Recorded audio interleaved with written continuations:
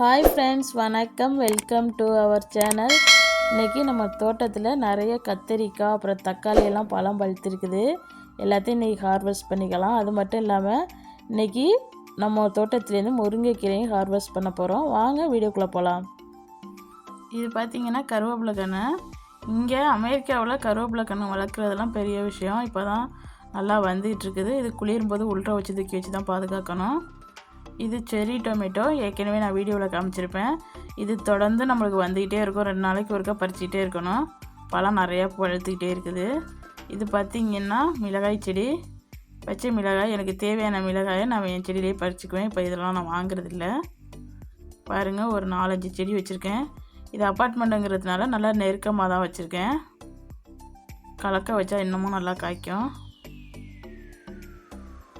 இன்றைக்கி இதெல்லாம் ஹார்வெஸ்ட் பண்ணிக்கலாம். இன்றைக்கி தேவையான பச்சை மிளகாயை மட்டும் பறிச்சுக்கிறேன். பாருங்கள், இவ்வளவு கிடச்சிருக்குது. இப்போ இந்த முருங்கைக்கீரையும் இன்றைக்கி கட் பண்ணி விடலாம். ஃபஸ்ட்டு நம்மளுக்கு கத்திரிக்காயை நம்ம பறிச்சுக்கிட்டு அப்புறம் முருங்கைக்கீரையை கட் பண்ணி விடலாம். பாருங்கள், கத்திரிக்காய் நிறைய காய்ச்சிருக்குது. நான் இது 2 நாளைக்கு முன்னாடி எடுத்த வீடியோ தான் இப்போ உங்கள்கிட்ட காமிக்கிறேன். இன்றைக்கி எடுத்த வீடியோவே பின்னாடி வரும். 2 வீடியோ ஒன்றா இணைச்சி விட்ருக்கேன். பாருங்கள், இவ்வளோ காய் இருக்குது. நான் கொஞ்சம் பெருசாக இருக்கிறத மட்டும் பறிச்சுக்கிறேன். எனக்கு அதே மாதிரி தான் 3 நாளைக்கு ஒருக்க ஒரு 10லேருந்து 15 கத்திரிக்காய் வரைக்கும் கிடைக்கிது. கத்திரிக்காயும் நிறையா கொடுத்துக்கிட்டே இருக்குது. இந்த மாதிரி கட் பண்ணி எடுத்துக்க வேண்டியதான், பெருசு பெருசாக பார்த்து. நல்லா பாட் சைஸு பெருசாக இருந்துச்சுன்னா நல்லா காய்க்கும் பொழுது. பாருங்கள், இந்த கத்திரிக்காயும் நல்லா முத்தி இருக்குது. இன்னும் பெருசாக போகும்பொழுது நம்ம இங்கே பாருங்கள், இது அழகாக இருக்குது வித்தியாசமாக. சைடில் கத்திரிக்காய் பார்த்திங்கன்னா உள்ற அரிஞ்சு பார்த்தோம்னா நல்லா பிஞ்சாக தான் இருக்கும். நல்லா பெருசாக போகும்பொழுது நான் இந்த சைஸ்லேயே பறிச்சிடுவேன். இதோட பெருசாக விட மாட்டேன். நிறையா இருக்குது. இன்றைக்கி தேவைக்கு மட்டும் நம்ம பறிச்சிக்கலாம். இவ்வளவு கிடச்சிருக்கு பாருங்கள். இது ஜினியா பூவு. இந்த பூ இருக்கிறதுனால நிறையா தேனீக்கள்லாம் வரும். அதனால தான் நம்மளுக்கு இந்த மாதிரி காயெல்லாம் நிறையா காய்க்குது.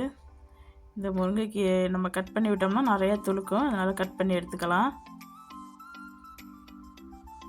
3 கன்று வச்சுருந்தேன். ஒரு கன்று பட்டு போயிடுச்சு. குளிரெல்லாம் முடிஞ்சு வெளியில் தூக்கி வச்சேன். அதுக்கப்புறம் தான் பட்டு போயிடுச்சு. இந்த மாதிரி தான் கட் பண்ணி விட்டேன். பட்டு போயிடுச்சு என்னன்னு தெரியல. இப்போ 2 கன்று தான் இருக்குது. இது ஸ்ட்ராபெரி பாருங்க. இதுவும் நம்மளுக்கு தொடர்ந்து பழம் 2 நாளைக்கு ஒருக்க கொடுத்துக்கிட்டே இருக்கும். நான் அப்போ எப்போ பறித்து பிள்ளைங்கிட்ட கொடுத்துருவேன். இன்றைக்கி ஒரு 4 பழம் கிடச்சிருக்குது. நம்ம பறிச்சுக்கலாம். இவ்வளவுதான் இன்றைக்கி நம்ம அறுவடை பண்ணினது. தக்காளி, கத்திரிக்காய், அப்புறம் முருங்கைக்கீரை. பாருங்கள், முருங்கைக்கீரை எவ்வளோ கிடச்சிருக்குன்னு. அதான் அமெரிக்காவில் அப்பார்ட்மெண்ட்டில் இந்த மாதிரி முருங்கைக்கீரை எடுக்கிறது பெரிய விஷயம். பாருங்கள் எவ்வளோ போல் அழகாக இருக்குதுன்னு.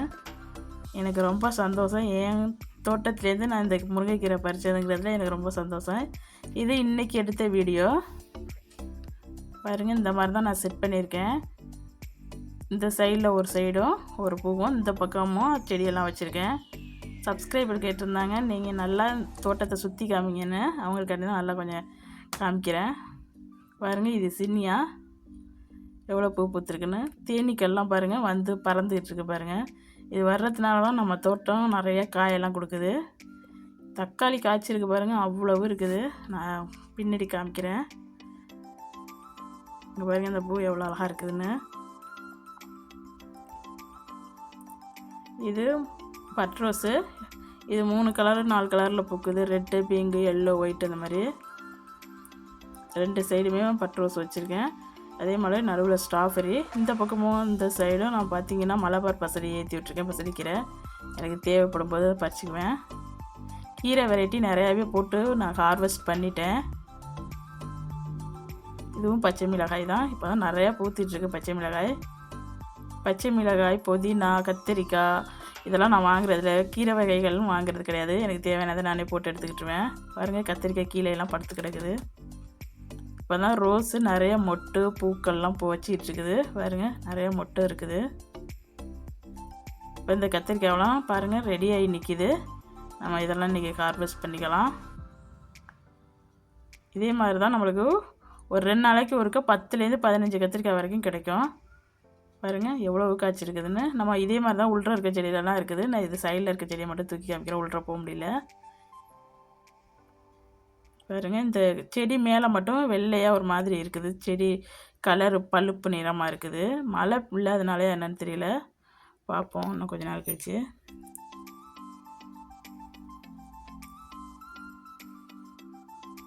இப்படி தான் நான் செட் பண்ணியிருக்கேன். இங்கே பாருங்கள் இது டொமேட்டோ எவ்வளோ கலர்ஃபுல்லாக இருக்குது பாருங்கள். ரெண்டு இந்த சைடில் பழுத்துருக்குது பாருங்கள். இப்படி தான் செட் பண்ணியிருக்கேன். இது ஒரு தூணு, அந்த தூணை சுற்றி அப்படியே கட்டியிருக்கேன். உள்ள இன்னும் ஒரு பழமும் இருக்குது, அது நாளைக்கு தான் ரெடி ஆகும். இந்த சைடில் இருக்கிறதுல 2 தான் ரெடி ஆகிருக்குது. செரி டொமேட்டோ நிறையாவே இருக்குது. செரி டொமேட்டோ தொடர்ந்து நம்மளுக்கு கொடுத்துக்கிட்டே இருக்கும். ஒரு பக்கம் பூ பூத்துக்கிட்டே போயிட்டுருக்குது, ஒரு பக்கம் காய் அந்த மாதிரி தான் இருக்குது. பாருங்கள் ரோஸு நிறையா பூ பூத்துருக்கு. இதை எப்படி கட் பண்ணி விட்டோம்னா நம்ம ஏற்கனவே வீடியோவில் காமிச்சிருப்பேன். அது கட் பண்ணி விட்டதுக்கு மேலே இப்போ பூ பூக்குது பாருங்கள். எவ்வளோ கலர்ஃபுல்லாக அழகாக இருக்குது பாருங்கள். இது என்ட்ரன்ஸ் பால்கனியில் வச்சுருக்கேன். இந்த பக்கம் ஒரு டொமேட்டோ, இங்கே பாருங்கள் டொமேட்டோ எவ்வளோ இருக்குது. செரி டொமேட்டோ நிறையா பழமும் இருக்குது. அதே போல் பூத்துக்கிட்டு அப்படியே காய்ச்சிக்கிட்டு போயிட்டே இருக்குது பாருங்கள். மேலே மேலே அப்படியே சுற்றி சுற்றி சுற்றி கட்டி விடுறது தான். இந்த வீடியோ பிடிச்சிருந்துச்சுன்னா இந்த வீடியோவுக்கு ஒரு லைக் கொடுங்க. மறக்காமல் என் சேனலை சப்ஸ்கிரைப் பண்ணி வச்சுக்கோங்க. இந்த சைடும் இந்த மாதிரி டொமேட்டோ, இது ஒரு தூணு பாருங்கள் எவ்வளோ காய் இருக்குதுன்னு. 2 சைட்லேயும் இப்படி வச்சுருப்பேன். இப்போ நான் கொஞ்சம் எட்டி போய் உங்களுக்கு காமிக்கிறேன் எப்படி இருக்குதுன்னு. இங்கே பாருங்கள் இந்த சைடில் ஒரு பழம் இருக்குது, 2 பழம் ஒன்றா இருக்குது. எவ்வளோ பெருசில் இருக்குது பாருங்கள் இந்த தக்காளி. இந்த பக்கம் உள்பக்கம்லாம் நிறையா இருக்குது. நான் ஃபஸ்ட்டு வெளியில் இருந்து காமிச்சிட்டு அப்புறம் உள்ற காமிக்கிறேன். பாருங்கள் எப்படி எவ்வளோ பெருசில் இருக்குதுன்னு. நம்ம இருக்கிற இடத்த எவ்வளோ அழகாக வச்சுக்க முடியுமோ அவ்வளோ அழகாக நான் செட் பண்ணியிருக்கேன். 2 தூண்லையும் 2 பக்கமும் 2 தக்காளியை வச்சு அப்படியே சுற்றி சுற்றி கட்டி வச்சுருப்பேன். நடுவில் ரோஸ் வச்சுருப்பேன். பாருங்கள் இதான் தூணு, இப்படி தான் இருக்குது. இப்போ நான் கொஞ்சம் தூரத்துலேருந்து காமிக்கிறேன் பாருங்கள் எப்படி இருக்குதுன்னு. பார்த்திங்கன்னா தெரியும் இப்போ உங்களுக்கு. 2 பக்கமும் 2 தக்காளி, நடுவில் ரோஸு, அப்படி தான் செட் பண்ணியிருப்பேன். பார்க்கும்போது ரொம்ப அழகாக இருக்கும் எட்டிருந்து பார்க்கும்போது. சைட்லலாம் செடிகள், அந்த பக்கம் கத்திரி சின்னியாஸ் வச்சுருப்பேன். இந்த பக்கம் என்ட்ரன்ஸில் வந்த உடனேயுமே நான் புதினா, இந்த மெண்டு செடி அதெல்லாம் வச்சுருப்பேன். பாருங்கள் இது உள் பக்கமாக காமிக்கிறப்ப நான் வீட்டுக்குள்ளேருந்து வந்தால் இப்படி தான் இருக்கும். பாருங்கள் எவ்வளோ டொமேட்டோ காய்ச்சிருக்குதுன்னு. நம்ம நார்மல் டொமேட்டோவில் இந்த செரி டொமேட்டோ நிறையாவே நம்மளுக்கு ஹார்வெஸ்ட் பண்ணலாம். தினமும் நம்மளுக்கு பழம் பழுத்துக்கிட்டே இருக்கும்.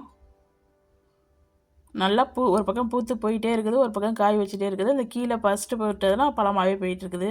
கண்டினியூவாக இருக்குது நம்மளுக்கு அப்படியே பழங்கள், பழம் பூ காயின்னு அப்படியே கண்டினியூஸாக இருக்குது. பாருங்கள் எவ்வளோ தக்காளி இருக்குதுன்னு. நான் தக்காளியெல்லாம் இப்போ வாங்குறதே கிடையாது. ஒரு மாதமாக எனக்கு தக்காளி, பச்சை மிளகாய், கத்திரிக்காய்லாம் வந்துக்கிட்டே இருக்குது. இப்போ இந்த கத்திரிக்காயெல்லாம் நம்ம பறிச்சிக்கலாம், ரெடியாகி நிற்கிது. கொஞ்சம் பெருசு பெருசாக இருக்கிறதா பார்த்து பறிச்சிக்கிறேன்.